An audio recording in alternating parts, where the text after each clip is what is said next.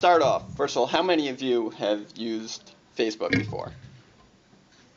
How many of you have watched a YouTube video before? If I stood here 10 years ago and to a class your size, none of you would have done so. Today, business and marketing has forever changed. It's not the same as it used to be. Now businesses are all trying to figure out how to use Facebook, YouTube, LinkedIn, Twitter, all these things, which to many of them sound just like funny words to them, how to use it to talk to their customers, their clients, their patients, and figure out how to make business sense out of it. But they don't have a clue.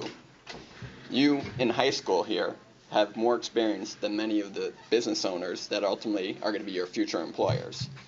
So it's important to take advantage of a scholarship like this, which ultimately is going to show how you could bring your creativity and your skills into creating a video that really could kind of take a boring topic such as insurance, make it interesting, make it different, and potentially go viral, which would ultimately bring in a lot of business. Now, if you could do that in high school, right, if you can make such a video that people actually pay attention to and think that's interesting, that stands out from the crowd, if you could do that in high school, when you go out into the marketplace and trying to get a job, whether you want to be a doctor, lawyer, accountant, professor, I don't care what you want to be, social media matters for everything right now.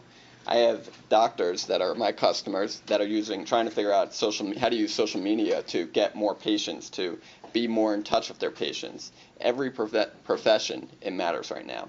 Ultimately, it's my prediction that by the time you graduate, hopefully college, there's going to be no paper resumes. You're not going to go to an employer with a paper resume. You're going to have a virtual resume. It's going to be some sort of online resume.